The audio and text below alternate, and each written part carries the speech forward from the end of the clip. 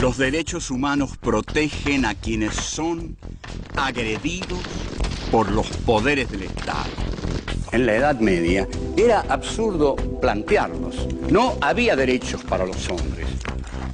La figura del Cristo torturado justificó la tortura de Torquemada. Todo régimen autoritario reprime desde un absoluto. Primo Levi dice: existe Auschwitz, no existe Dios. Dios ignoraba la ESMA, las matanzas en Vietnam. En un mundo en el cual el silencio de Dios es agobiante, los seres humanos tenemos la obligación de tomar la palabra.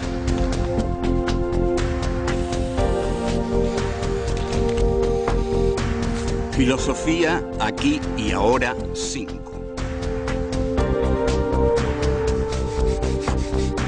Filosofía y derechos humanos. Encuentro 4. Colonialismo y violencia. 1. La pesada carga del hombre blanco. 2. Sangre y lodo. 3.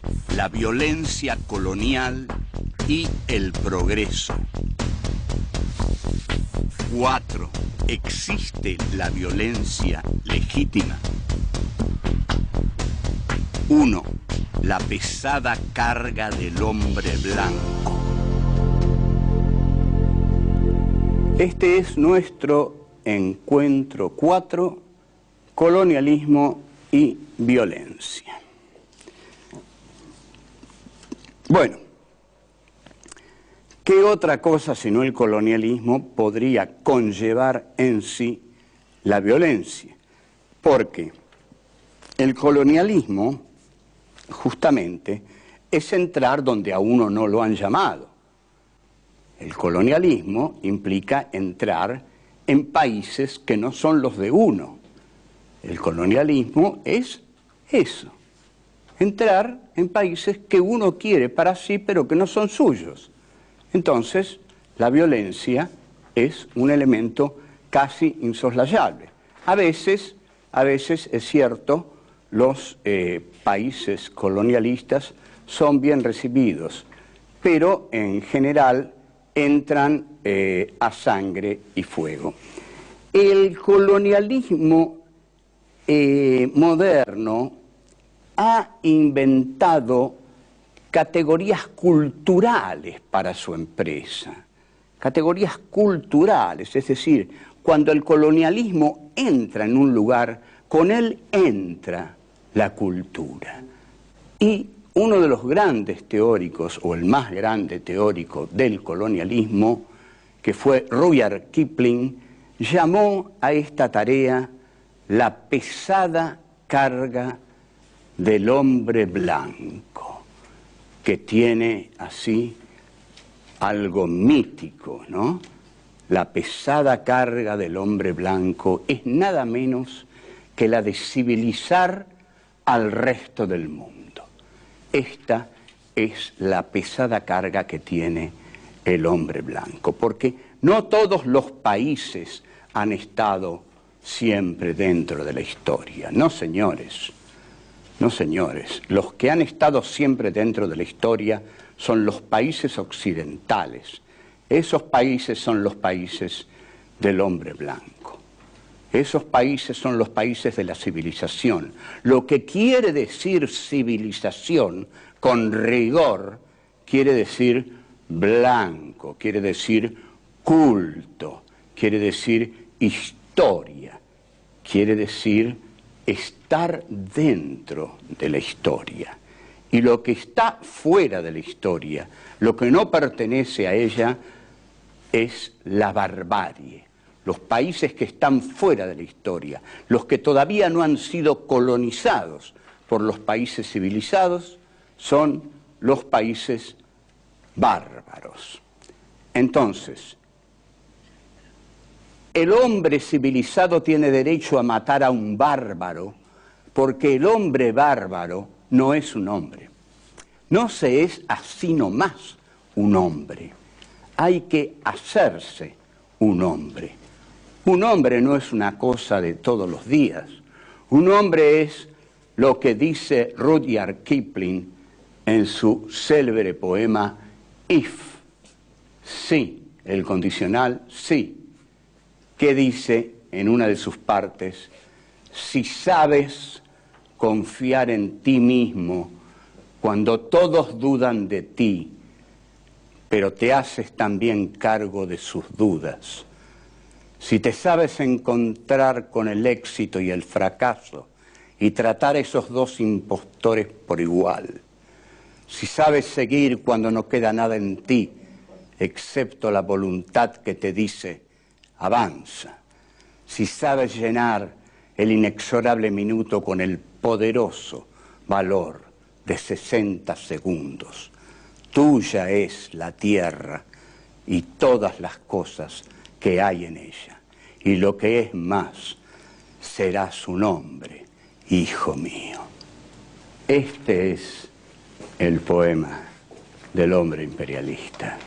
Uno se siente algo cuando lo lee y también se siente una basura, porque sabe que es muy difícil llegar a ser un hombre así. Este poema le hubiera gustado mucho a Friedrich Nietzsche y es un gran poema. Tiene otras partes que dicen: si eres capaz de jugártelo todo en una sola mano, a cara o cruz, y perder y empezar de nuevo, como si nada. Bien, este tipo de hombre que describe Kipling es un hombre muy especial.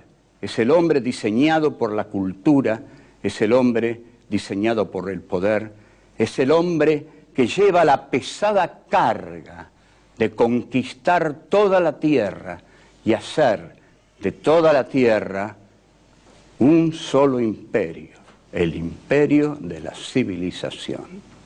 Seguimos.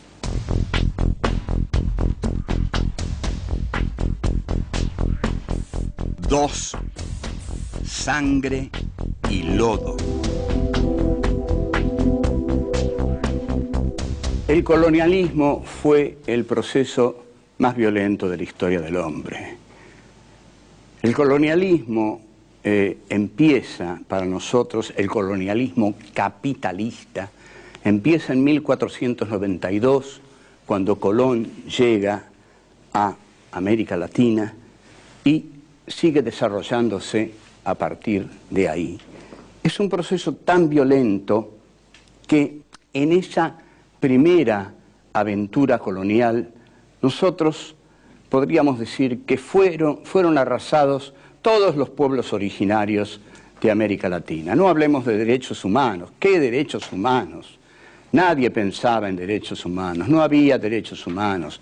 Había ambición de oro, ambición de riquezas, y sobre todo los indios no eran humanos, no tenían corazón, no tenían nada, porque simplemente el Evangelio no los cubría, la cruz no los evangelizaba, no les daba un alma, no tenían alma. Entonces se los barría como a basura. Entonces, luego, a todos los demás pueblos que el colonialismo habrá de arrasar, a los pieles rojas, a los negros en el África, a los asiáticos, a los indios, bueno, las masacres infinitas que se harán hasta que, y se seguirán haciendo, hasta que Inglaterra se va consolidando en el siglo XIX como la nación industrialista y capitalista del mundo. Esta es lo que Marx llama acumulación originaria del capital. La acumulación originaria del capital, y que Marx, capítulo 24 del Capital, va a decir que el capital viene al mundo chorreando sangre y lodo. Sí, por supuesto, el capital viene al mundo chorreando sangre y lodo. Bueno, es así, no hay derechos humanos.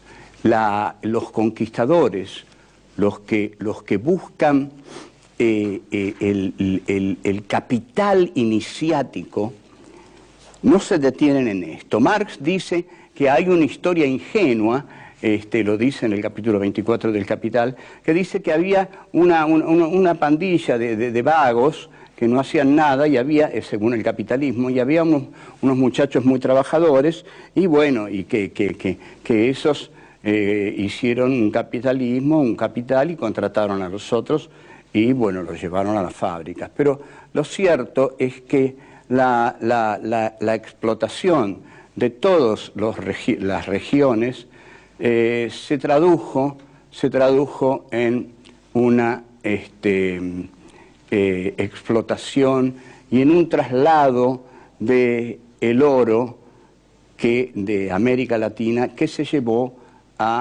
fundamentalmente a Gran Bretaña porque los piratas de Inglaterra lo derivaron justamente a Inglaterra.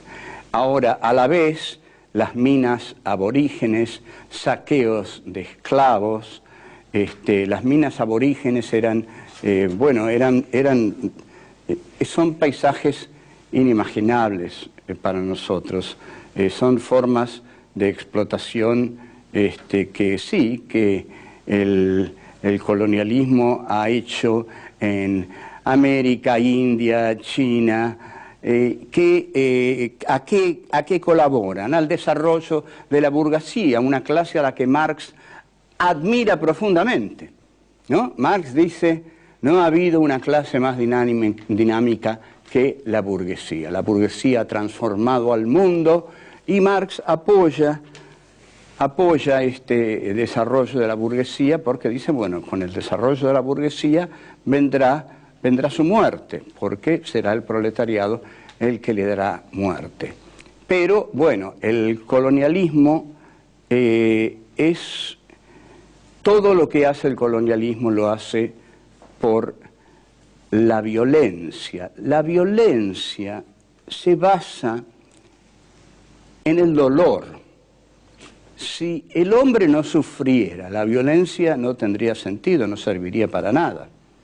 Aquí la cuestión central es que el hombre tiene dolor, que el hombre sufre. Si a uno le pusieran un hierro candente acá y no le pasara nada, la violencia y la tortura no tendrían el efecto que tienen.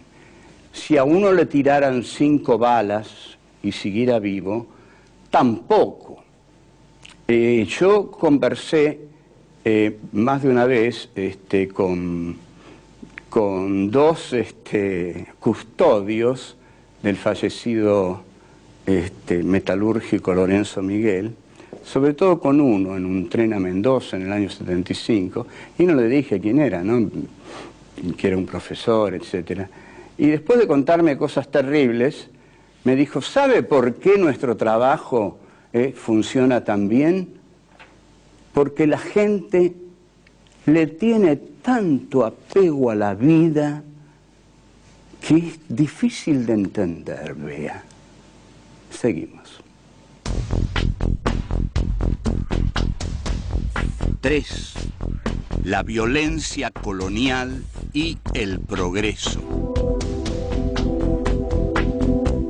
Hay un investigador, Hewitt, citado por Marx en el Capital, que lanza una frase de una contundencia tal que estremece, que dice que los ultrajes de las razas cristianas contra los diversos pueblos no encuentran paralelo en la historia. En realidad, esos ultrajes han sido muy, muy grandes y muy ocultos, porque, ¿saben por qué? Porque se consideran necesarios, han sido considerados necesarios. Si uno va a Estados Unidos y habla de la matanza de los indios, no lo van a mirar con buena cara. No lo van a mirar con buena cara porque Estados Unidos se hizo así. ¿Y qué? Le van a decir. Entonces, la violencia colonial no se detiene porque Estados Unidos tiene que defenderse del terrorismo islámico. ¿Y qué? Además, está siempre la ideología fundamental del colonialismo. El colonialismo enfrenta a inferiores. Le va a decir el racista. Usted no olvide eso. Nosotros enfrentamos a seres inferiores, no enfrentamos a iguales. Y cuando entramos en un país, entramos para enseñarle a ese país lo que ese país debe aprender. Y si nosotros no entramos, no lo va a aprender. Entonces, nuestra tarea es la de la pesada carga del hombre blanco. ¿O usted no leyó a Rudyard Kipling, mi amigo? Sí, claro que leía. Bueno, esa es la tarea, la pesada carga del hombre blanco. Repasemos este concepto, porque este es el concepto del hombre colonialista.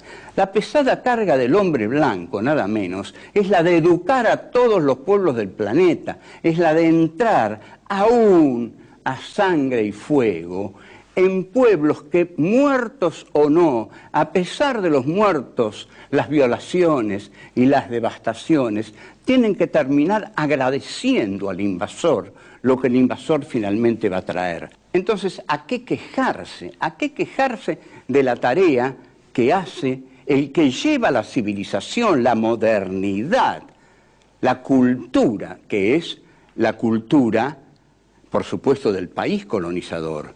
Si van a aprender a hablar en inglés, chicos, no se dan cuenta. Entonces, ¿qué es lo que lleva el colonialismo? Lleva una filosofía de la superación. Ustedes van a superarse. Hay una superación espiritual, una superación cultural, entran en la línea del progreso, entran en el tren de la historia. ¿Qué más quieren que les traigamos? Y van a aprender a hablar en inglés. Buena. Bueno, y así aparece la figura del cipayo. El cipayo es el que adhiere a la dominación del británico. El cipayo ustedes los conocen, si además han hecho películas totalmente ofensivas contra los pueblos que han conquistado, pero muy divertidas. ¿Quién no vio Gunga Din, por ejemplo? Y si no vio Gunga Din, vio La fiesta inolvidable y lo vio a Peter Sellers. ¿Quién no vio a Peter Sellers tocando la trompeta? ¿Quién no vio a Peter Sellers tratando de atarse la sandalia y apoya el pie sobre la bomba? Estalla el fuerte y el director queda con la mano en alto mientras estalla el fuerte. Es decir, a lo largo del tiempo los mismos colonialistas se burlan del colonialismo y de los colonizados y de todo eso, pero la rebelión y la sangre siempre están esperando. Volvemos.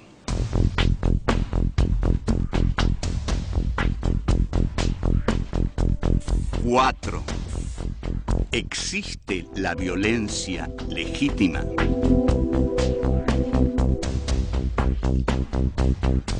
La pregunta acerca de si hay una violencia legítima pareciera absurda, porque preguntar si hay una violencia legítima en un mundo en el que se mata a cada segundo es como preguntarse si hay arena en el desierto. ¿Hay una violencia legítima? Y sí, no sé si esa violencia es legítima. Lo que sé es que hay una violencia fáctica, brutal, constante, que no para nunca y en la cual muchas cosas deben fundarse para que sea así, para que el mundo esté basado en esa violencia. Esa violencia es de todo tipo, es individual, es social, es política. Ahora, la única que podríamos encontrar nosotros, que estamos deliberadamente contra la violencia, que damos este curso sobre los derechos humanos, porque queremos que no se mate ni a los hombres, ni a las mujeres, ni a los niños, porque estamos con la Declaración de los Derechos humanos, porque creemos que la historia no tendrá ningún sentido moral ni avanzará legítimamente hacia ninguna parte mientras se justifique la violencia. Sin embargo, estamos azorados ante este avance de la historia con la violencia. Entonces, ¿qué podemos decir? La violencia es legítima, podríamos decir, cuando un pueblo sometido se levanta contra otro. Bueno, la violencia de nuestros próceres de Mayo, la violencia del pueblo argelino, la violencia de los vietnamitas y la violencia de hoy en Irak. Es una violencia legítima porque la violencia del colonialismo de Estados Unidos vuelve legítima la violencia de los guerrilleros iraquíes. No los estaban esperando ni querían que fueran ahí. ¿Qué hacen ahí? Si se van, esa gente no va a matar a nadie.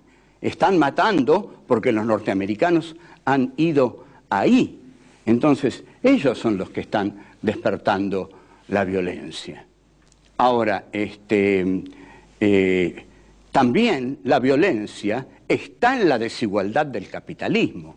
Ojo, ya no hay comunismo, pero el capitalismo, la esencial, profunda, abismal desigualdad del capitalismo es violencia, es expulsión de la sociedad civil, es marginación, es arrojo a la desesperación. Entonces, el imperio, ¿qué hace? Los países opulentos, las ciudades opulentas, ¿qué hacen? Levantan muros, levantan muros. ¿Hasta cuándo van a levantar muros? Necesitamos un sistema económico que integre. Basta de este sistema económico que es imposible, que no integra a nadie, porque es un sistema económico basado en la especulación del dinero y no en la productividad de la burguesía del verdadero capitalismo smithiano del siglo XIX. El colonialismo es lo más despiadado que hay, porque el territorio que invade, el colonialista considera que está poblado de inferiores, entonces los mata a todos. Pero hoy, los de las ciudades y los países opulentos consideran que los inmigrantes que vienen a pedir trabajo, comida, abrigo, calor a los países poderosos, también son inferiores, también porque pertenecen a países inferiores, pertenecen a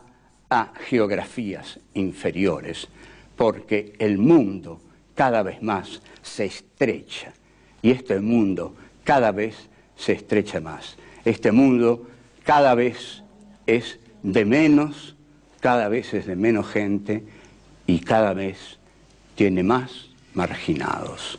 Entre tanto, y hablando del colonialismo, nuestro país padece una situación de injuria colonialista. Las Islas Malvinas, llamadas por el colonialismo las Falklands.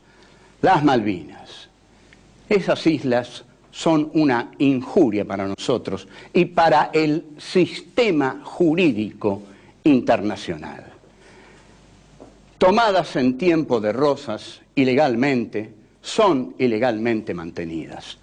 Fueron ganadas de nuevo en una guerra contra una junta criminal detestada ante todo por los argentinos, o por muchísimos de ellos. Esa guerra irresponsable que llevó adelante esa junta mató a muchísimos jóvenes argentinos. Pero nosotros, todos, queremos que la batalla sea una batalla judicial, valiente y osada, porque lo judicial también puede ser valiente y osado. Y en esa tarea vamos a seguir. Nosotros queremos tener esas islas porque nos pertenecen y queremos tener lo que nos pertenece, porque no queremos tener un territorio amputado, no queremos tener nada amputado. Queremos ser un país entero, caramba. Si lo somos, ¿por qué nos van a quitar algo que es nuestro? Lo que es nuestro es nuestro. No pedimos nada que no lo sea.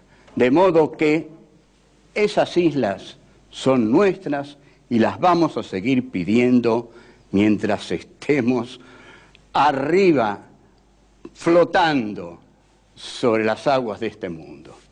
Chao.